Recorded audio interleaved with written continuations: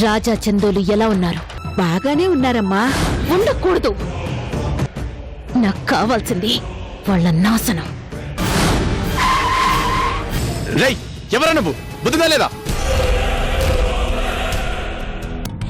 మానిపోని దెబ్బ కొట్టావు రాజా. అచ్చం మీరు మీ కొడుకుని ఆడించినట్టే ఉంది. ఏమన్నా? ఏదో మాట వరుస కన్నాను. మాట వరుస కూడా అలాంటి మాటలు మాట్లాడద్దు.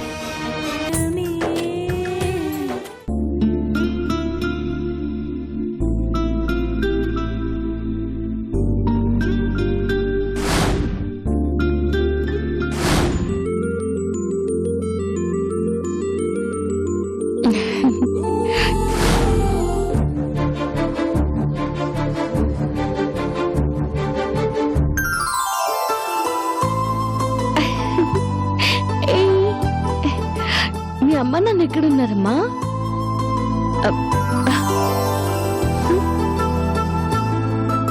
బంగారు, నీ పేరేంటమ్మా? ఏమండి, చిన్నిది? ఏమో నాకేం తెలుసు, నీ దగ్గరే కదా ఉండాలి. దండం పెట్టుకుందామని దించానండి. చూడు చూడు. నాకు ఇవ్వచ్చు కదా, అలా దింపేయడం ఏంటి? బుద్ధి లేకపోతే సరే. నన్ను తర్వాత తిట్టొచ్చు, ముందు చిన్నిని వెతకండి. చిన్ని, చిన్ని, చిన్ని, చిన్ని, అమ్మా చిన్ని, చిన్ని, చిన్ని, అమ్మా చిన్ని, చిన్ని, చిన్ని, చిన్ని, చిన్ని, చిన్ని, చిన్ని, చిన్ని, చిన్ని, చిన్ని, అమ్మా చిన్ని. చిన్ని. ఏమండి, ఇక్కడ చిన్న పాప తిరుగుతుండడం చూసారా? లేదమ్మా. అయ్యో, ఎక్కడికి వెళ్ళిపోయింది? జాగ్రత్తగా వెతకండమ్మా. ఈ మధ్య పిల్లల్ని ఎత్తుకుపోయే వాళ్ళు చాలా ఎక్కువైపోయారు. వెతకండమ్మా జాగ్రత్తగా. చిన్ని, చిన్ని, చిన్ని.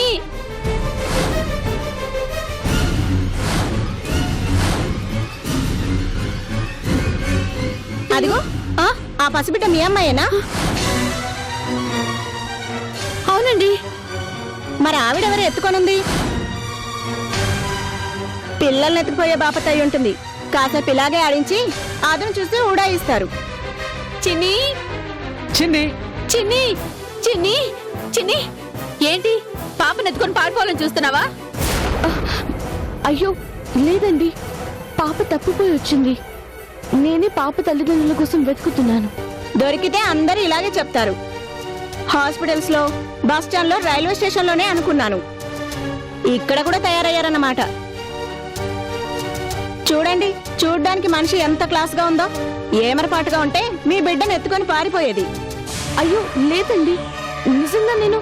ఏయ్, ఇంకా ఇవిడితో మాట్లాడి పద, పోలీస్ కంప్లైంట్ ఇద్దాం. వద్దులేండి, మన చిన్ని మనకు దక్కింది కదా, వెళ్దాం పదండి. పద.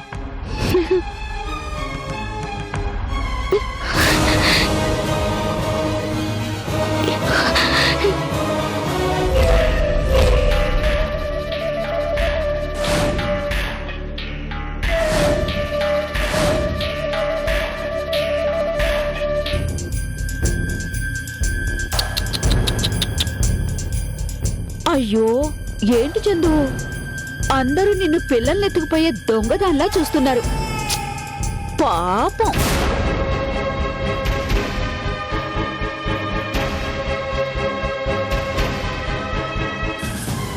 అయినా వాళ్ళకి అలాంటి అనుమానం ఎందుకు వచ్చుంటుంది చందు?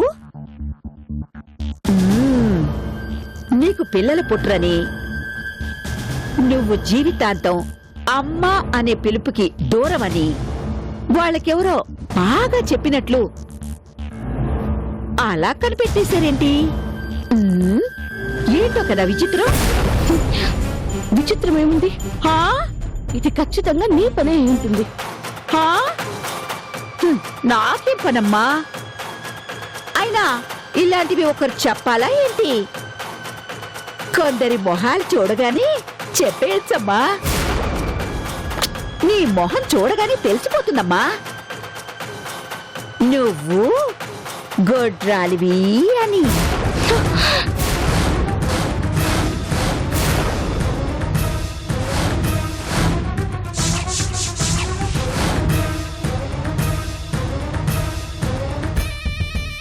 ఇక నీకు ప్రత్యేకించి చెప్పేదే ఉందమ్మా. చుట్టూ ఇంతమంది ఉన్నారు, వాళ్ళని ఒక్కరినైనా అలా అన్నారా? లేదే, నిన్నే అలా అన్నారంటే దాని అర్థమేంటి? అందుకే నీలాంటి గొడ్రాళ్ళు ఎదుటి వాళ్ళ పిల్లల్ని ఎత్తుకోకూడదమ్మా. అలా ఎత్తుకుంటే ఇదిగో ఇలాంటి అవమానాలే ఎదురవుతాయి.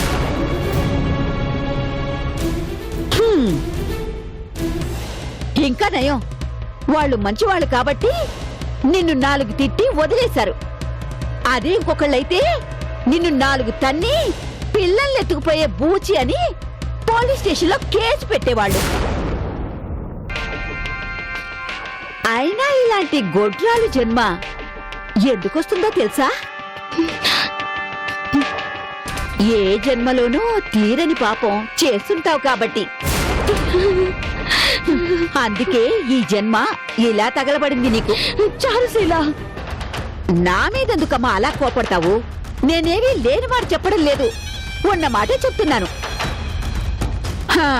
ఆస్తులుంటే సరిపోయిందా? అమ్మ అనే పిలుపు లేకపోతే ఎంతుంటే ఏం ప్రయోజనం చెప్పు? నీ జన్మంతా ఎదురు చూసినా నీ కడుపులో ఒక్క కాయ కాస్తుందా?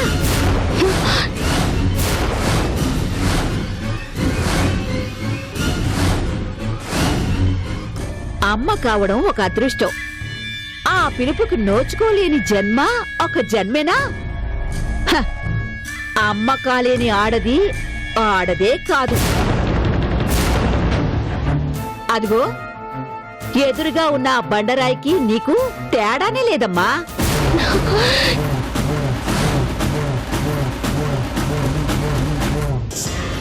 చూడమ్మా, ఇక నుంచి సరదా కూడా పసిపిల్లల్ని ఎత్తుకోకమ్మా. నీలాంటి గొడ్రా చేయి తగిలితే పసిపిల్లలకి లేనిపోయిన జబ్బులు వస్తాయి. వాళ్ళ ఉసురు నీకు తగులుతుంది గాని కాస్త జాగ్రత్తగా ఉండమ్మా. వస్తానమ్మా.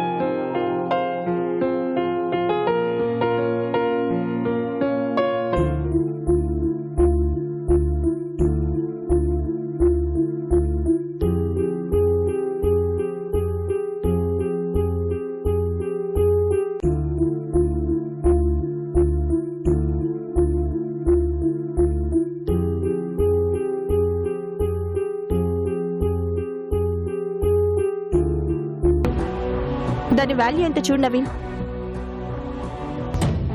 నవీన్ నిన్నే.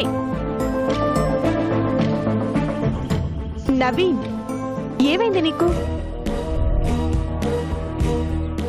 ఏంటి చే? ఏం ఆలోచిస్తున్నావు? అది ఏం లేదులే. ఏమడిగావు నువ్వు? నీ కాన్సంట్రేషన్ అంతా ఎక్కడ ఉంది? నిజం చెప్పు, ఏం ఆలోచిస్తున్నావు? ఏమీ లేదు. బాబు అక్కడ ఆడుతూ ఉంటే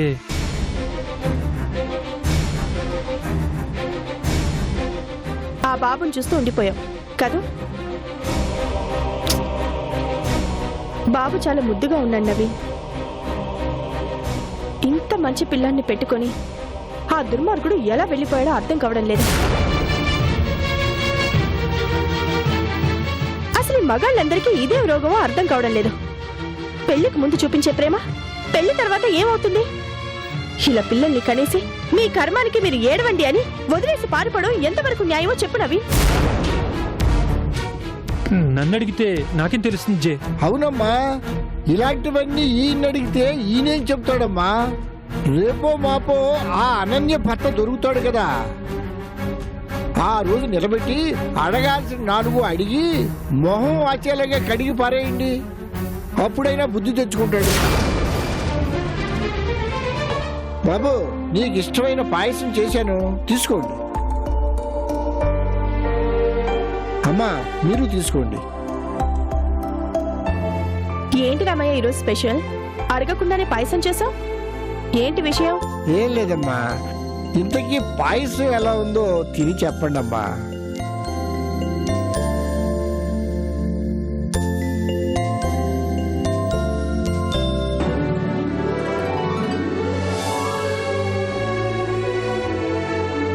ఓ రామయ్య, సూపర్ గా ఉంది, చాలా బాగుంది. కానీ ఇంత టేస్టీగా నువ్వు ఎప్పుడూ చేయలేదే. నిజంగా అంత బాగుందా బాబు?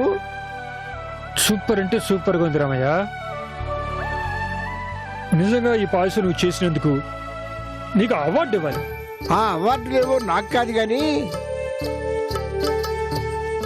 అదిగో ఆ అమ్మాయికి ఇవ్వండి బాబు.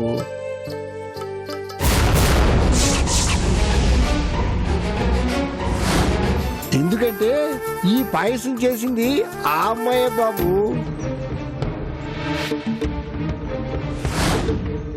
అనన్య, మీకు నచ్చే విధంగా పాయసం చేయటం ఆ అమ్మాయికి తెలుసు, లేక ఆవిడ చేసిన పాయసం మీకు నచ్చడమో, మొత్తానికి మీ నోరు తీపి చేసే ఘనత ఆ అమ్మాయిదే బాబు.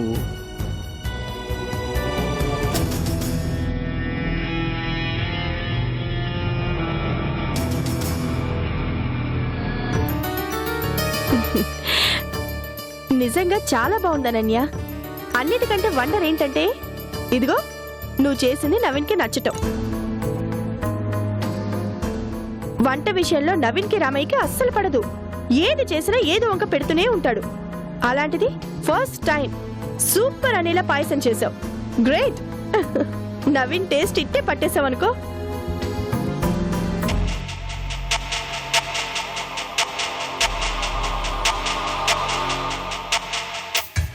అసలు భర్త భార్య చేతిలో కీలుబొమ్మగా మారిపోయేది ఎప్పుడో తెలుసా అమ్మా?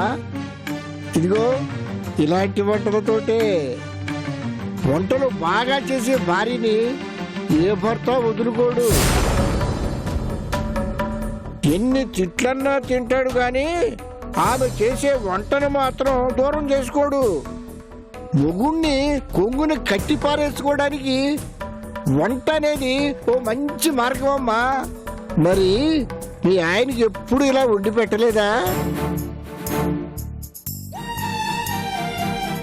ఆయనకి నా వంట నచ్చలేదు, నేను నచ్చలేదు. అందుకే నిర్దాక్షిణ్యంగా నన్ను వదిలేసి వెళ్ళిపోయాడు. మరి అలాంటి మనిషి కోసం ఇంకా ఎందుకమ్మా ఎదురు చూస్తావు? అన్నం పెట్టిన చేతిని కరిచేవాడు, తాళి కట్టిన భార్యని, కన్న బిడ్డని వదిలేసి పారిపోయిన వాడు మనిషి అనిపించుకోడు. ఇంకా అలాంటి వాడి కోసం ఇంకా ఎందుకమ్మా ఎదురు చూస్తావు? చక్కగా ఇంకో కుర్రాన్ని చూసి పెళ్లి చేసుకోమ్మా.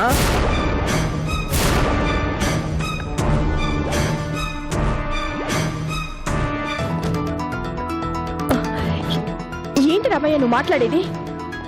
ఇంకో పెళ్ళి ఎలా చేసుకుంటుంది? పెళ్ళంటే మాటలనుకున్నావా? అందులోను భర్తని అంతగా ప్రేమించిన మనిషి అన్నీ మర్చిపోయి మరో పెళ్లి చేసుకోవడం అంత తేలికనుకుంటున్నావా? ఇందులో అంత కష్టమే ఉందమ్మా. ఏ మీరు కృష్ణబాబుని కాదని ఈ నవీన్ బాబుని పెళ్లి చేసుకోవాలనుకోవడం లేదు? మీరు మాత్రం కృష్ణబాబుని ప్రాణానికి ప్రాణంగా ప్రేమించలేదా? అవన్నీ మర్చిపోయి మరో పెళ్లికి సిద్ధపడలేదా? ఇది అంతే అనుకోవాలమ్మా. రామయ్య, ఏదో మాట వరుసగా అన్నారు కానీ మిమ్మల్ని బాధ పెట్టాలని అనలేదమ్మా. ఆయన నన్ను ఎంత మోసం చేశారో నీకు తెలీదా? ఈ అమ్మాయి మొగుడు కూడా మోసం చేసే కదమ్మా పారిపోయాడు. ఇలాగే మనసు మార్చుకుని ఇంకో పెళ్లి చేసుకోమని చెప్పండి. ఎంతకాలమని మనసు లేని మొగుడు కోసం ఎదురు చూస్తుంటుంది? మీరైతే కాస్త అర్థమయ్యేలా చెప్పగలరు. ఆ అమ్మాయి మనసు మార్చి పుణ్యం కట్టుకోండమ్మా.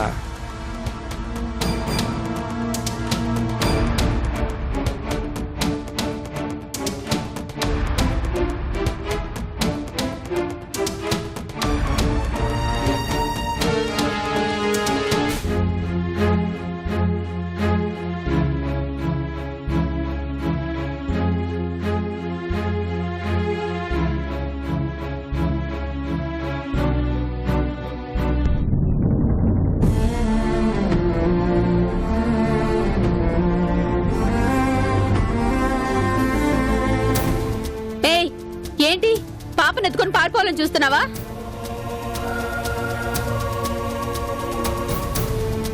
ఏమరపాటుగా ఉంటే మీ బిడ్డను ఎత్తుకొని పారిపోయేది. కొందరి మొహాలు చూడగానే చెప్పేయచ్చమ్మా,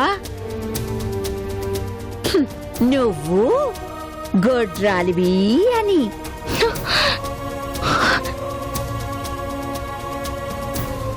నీలాంటి గొడ్రాళ్ళు ఎదుటి వాళ్ళ పిల్లల్ని ఎత్తుకోకూడదమ్మా.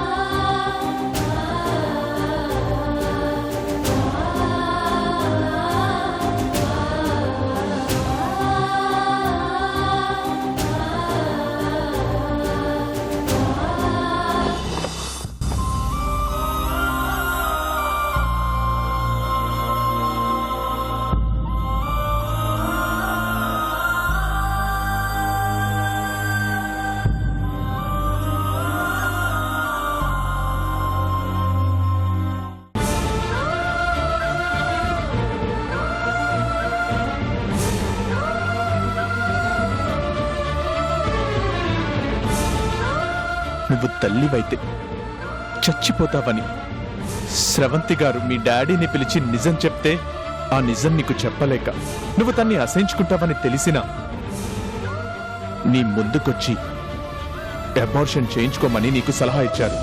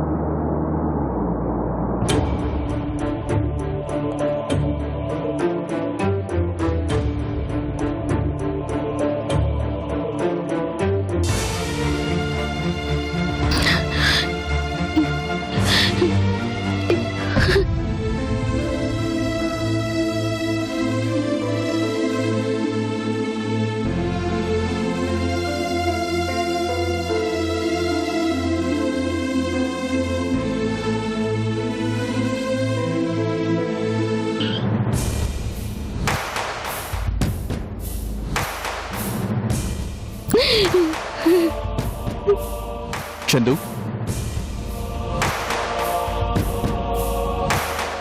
ఏమేం చందు? చందు, ఎందుకు ఏడుస్తున్నావు? ఏం లేదులేండి, కాళ్ళు చేతులు కడుక్కునండి, భోజనం పెడతాను. ఆగు చందు, ఎందుకు ఏడుస్తున్నావు? ఆ కన్నీళ్ళ కారణం ఏంటో చెప్పు. ఏం లేదన్నాను కదా. కారణం లేకుండా కన్నీళ్లు రావు చందు. అవి వచ్చాయి అంటే మనసుని కదిలించే విషయం ఏదో ఉండాలి. అదేంటో చెప్పు.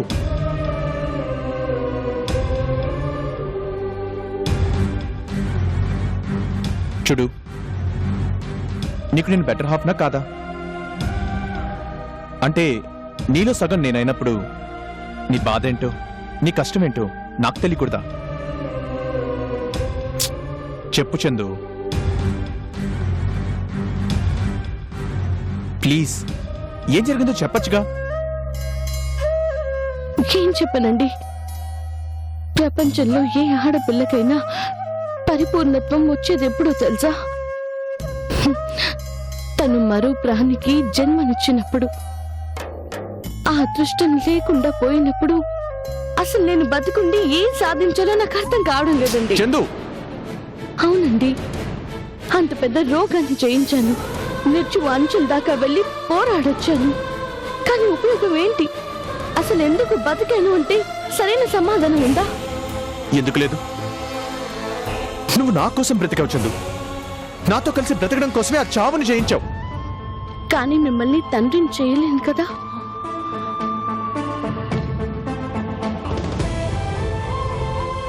అమ్మ అని పిలిపించుకునే అదృష్టానికి నేను ఎలాగో దూరం అయ్యాను. కానీ మిమ్మల్ని నాన్న అని పిలవడానికి ఒక పసికందుని కనివ్వలేను కదా. ఎందుకండి నా జీవితం? ఏంటి చందు నీ పిచ్చి? ఏ పిల్లల్ని కనకుండా ఎంతమంది ప్రపంచంలో లేరు? ఎన్ని జంటలు పిల్లలు లేకపోయినా హాయిగా వాళ్ళ జీవితాన్ని గడపట్లేదు. పిల్లలు లేకుండా హాయిగా ఉన్నారు అంటే అది ఖచ్చితంగా అబద్ధమండి. పిల్లలు పుట్టనని తెలిసి ఆ కోరికను చంపుకొని సంతోషంగా ఉన్నట్టు నటిస్తూ బతుకుతున్నారే తప్ప పిల్లలు వద్దు అనుకొని కేజంట హాయిగా ఉండరు. అలా ఉన్నారు అంటే అసలు వాళ్ళు మనుషులే కాదండి.